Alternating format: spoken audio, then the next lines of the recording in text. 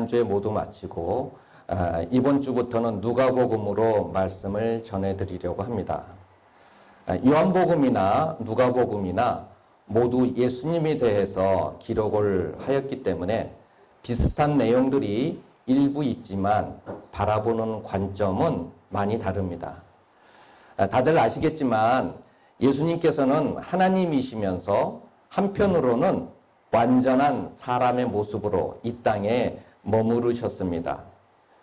요한복음은 비록 그리스도께서 성육신으로 인간으로 오신 것은 사실이지만 그분은 본래 하나님의 아들로서 절대 신성을 지니신 분이시라는 사실을 강조하였습니다.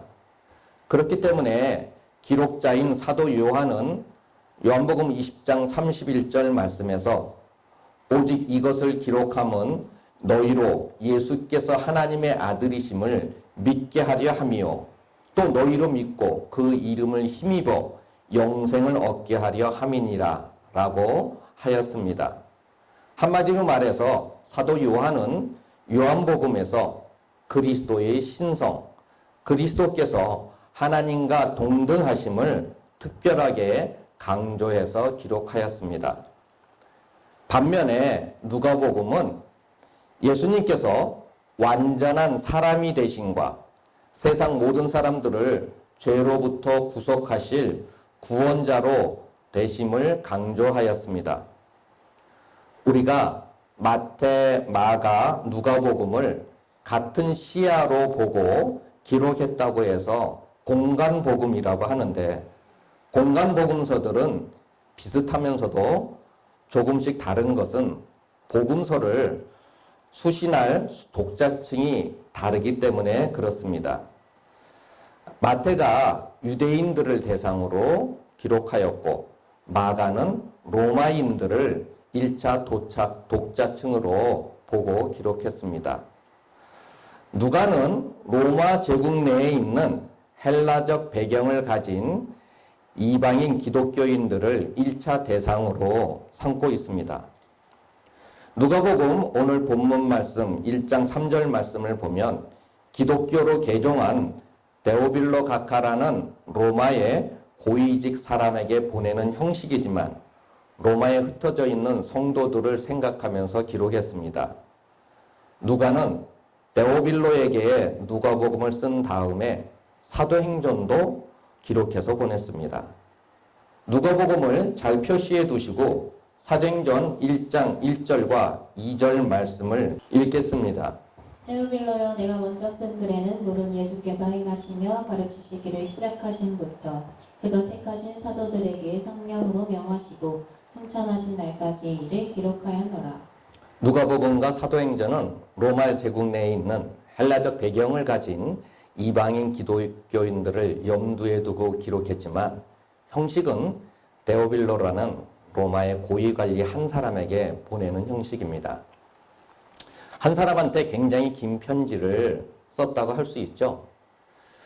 제가 A4 독사용지로 이게 얼마나 되나 이렇게 보니까 누가복음을 옮겨 적으면 대략 한 50페이지가 조금 넘습니다.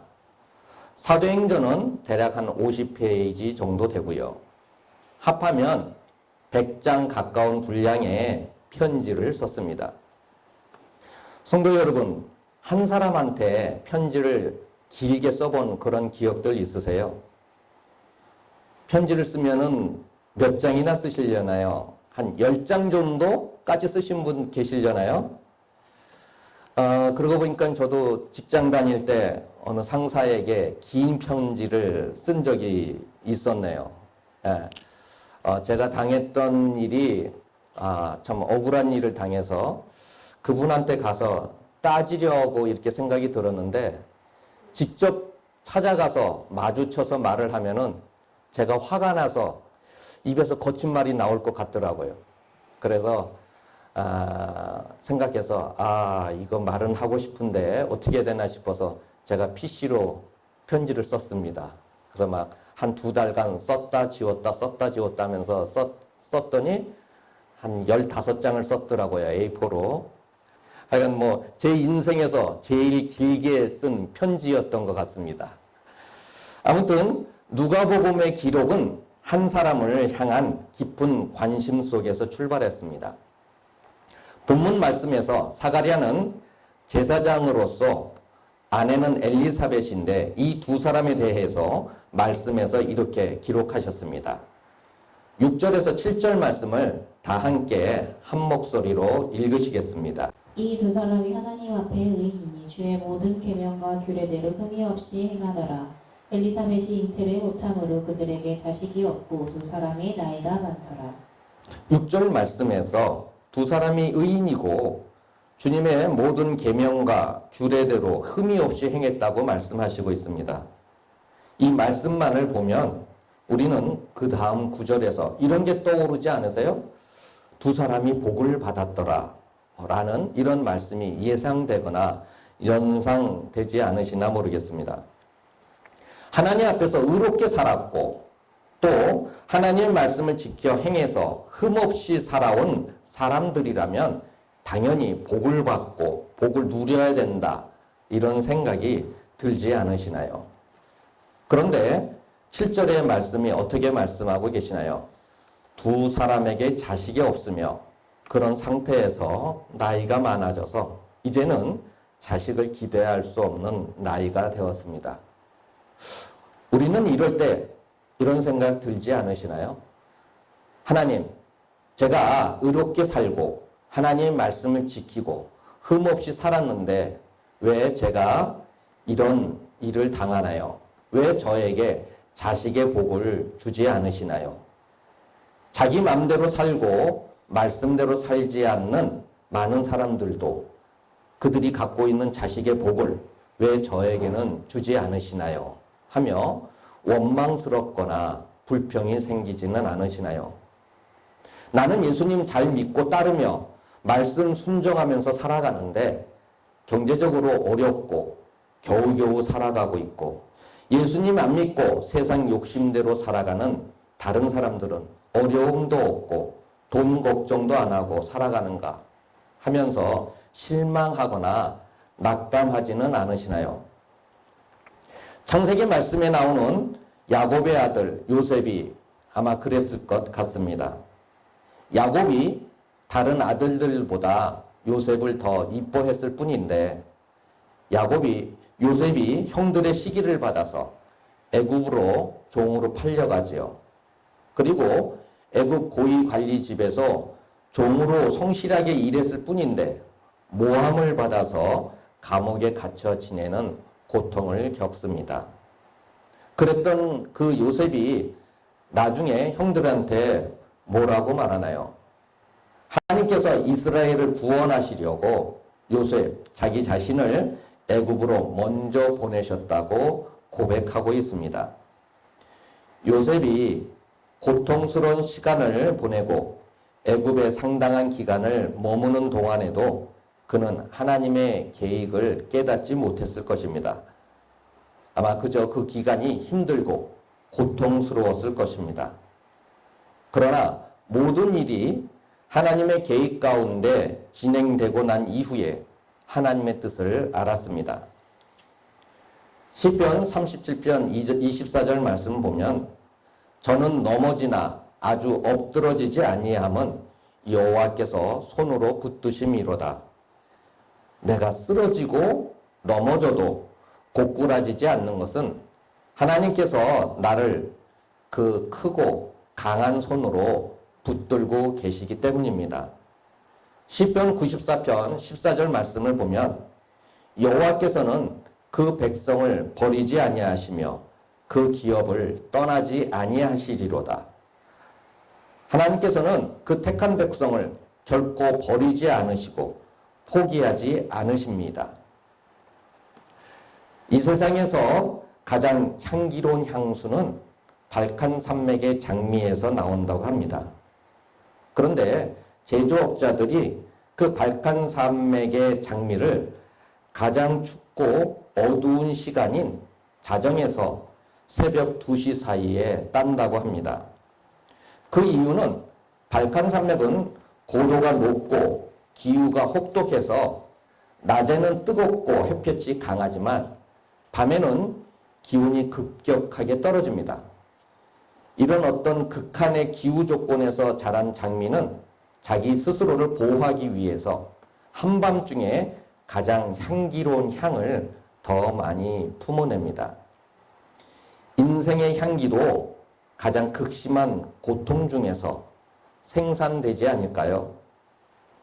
우리는 절망과 고통의 밤에 비로소 삶의 의미와 가치를 발견합니다. 그렇기 때문에 우리는 혹 내가 원하는 대로 안 되더라도 잠잠히 그분에게 맡기고 그분을 바라봐야 합니다. 나에게 주님의 뜻이 이루어지고 주님의 뜻하심이 나타나도록 구해야 합니다.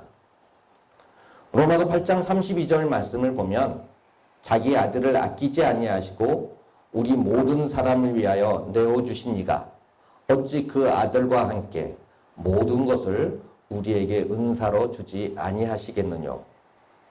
하나님께서는 모든 것을 우리를 위해, 나를 위해 내어주셨는데 우리를 향해 늘 은혜 베풀기를 원하고 계신다는 것을 믿어야 합니다. 그분은 우리를 불쌍히 여기시고 자비와 긍휼을 베풀기를 원하십니다. 하나님 앞에서 의롭게 살았고 하나님 말씀을 지키며 흠없이 살았지만 자식이 없는 사가랴 부부가 어떤 모습을 보였는지 말씀을 보시겠습니다. 13절 말씀을 다 함께 한 목소리로 읽으시겠습니다. 천사가 그에게 이르되 사가랴여 무서워하지 말라. 너의 간구함이 들린지라. 내 아내 엘리사벳이 내게 아들을 낳아주리니 그 이름을 요한이라 하라. 사가랴는 간구하였습니다. 간구라 함은 간절히 기도했다는 것입니다. 간절히 기도했다는 것은 한 번 기도하고 끝나는 것이 아닙니다. 기도하고 기도하며 또 기도하는 것을 말합니다. 영어 성경에는 과거부터 현재까지 기도해 왔다고 표현했습니다. 계속해서 반복하여 기도하는 것이 간구입니다. 그분이 들어주실 때까지, 응답하실 때까지 기도하는 것입니다. 사가랴는 이스라엘 백성들을 위한 제사장이었기 때문에 자기 개인을 위한 기도만을 하지는 않았을 것입니다. 메시아가 오기를 구했을 것이고 하나님께서는 천사를 통해 메시아가 오기 전 그 길을 예비하는 자로서 사가랴에게 아들의 축복을 주겠다고 약속하십니다. 사가랴가 기도하고 기도하며 또 기도한 그 간구를 하나님께서는 듣고 응답하셨습니다. 그렇기 때문에 우리는 내가 원하는 대로 이루어지지 않았다고 해서 혹은 예수 믿는 내가 다른 사람들은 가졌는데 갖고 있지 못한 모습, 남보다도 못한 어떤 현실로 인해서 실망하거나 좌절할 것이 아니라 하나님께 기도하고 기도하며 또 기도해야 합니다. 하나님께서는 우리의 간구함을 들으십니다. 이스라엘의 마지막 사사요 선지자 겸 제사장이었던 사무엘은 한나의 자녀입니다. 한나는 애초에 자식이 없어서 마음이 괴로워서 하나님께 통곡함으로 기도했던 사람입니다. 이 같은 한나의 간절한 그리고 애통하며 기도한 것을 하나님께서는 듣고 응답하셨습니다.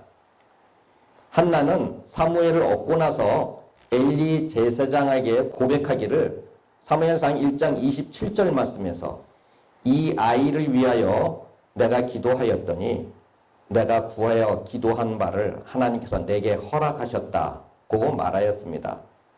그 후에 한나는 하나님께 기도하면서 이렇게 하나님을 찬양하였습니다.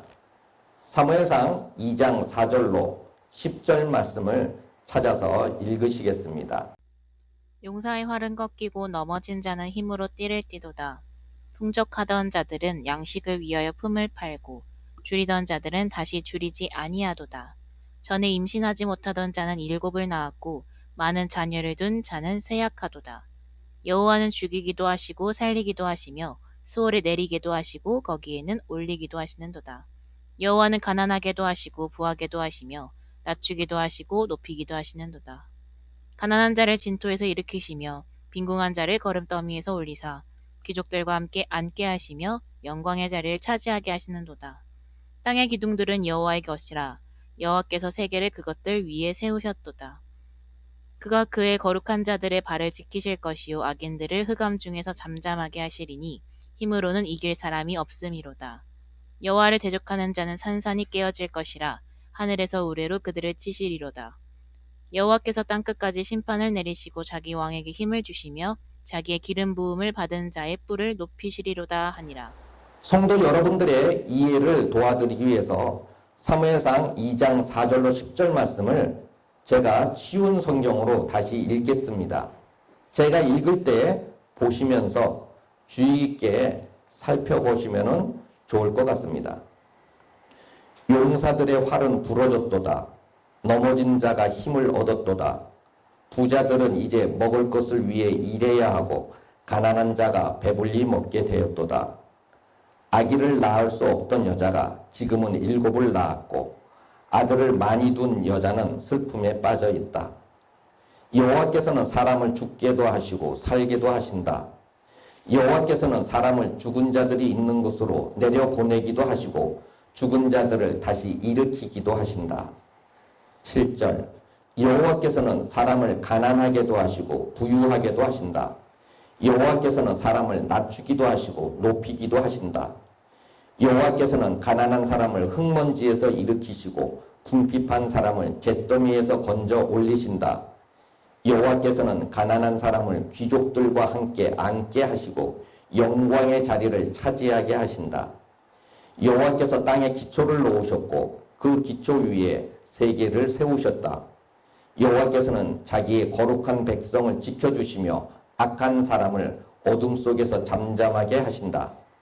그들의 힘이 아무리 세더라도 이길 수 없을 것이다.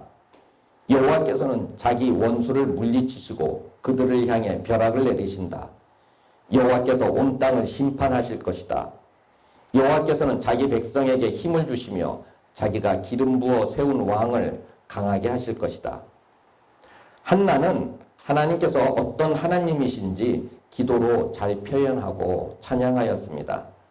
이 같은 하나님이 우리가 믿고 있는 나의 하나님이십니다. 하나님께서는 하지 못할 일, 이루지 못하실 일이 없으십니다. 이러한 하나님께서 그 자녀들을 사랑하시고 돌보시며 그 기도에 귀를 기울이십니다. 우리는 이러하신 하나님 앞에 담대함으로 나아갈 수 있는 특권을 갖고 있습니다. 히브리서 4장 16절 말씀에 그러므로 우리가 긍휼하심을 받고 때를 따라 돕는 은혜를 얻기 위하여 은혜의 보좌 앞에 담대히 나아갈 것이니라. 하나님께서는 우리를 긍휼히 여기시며 은혜를 베푸십니다.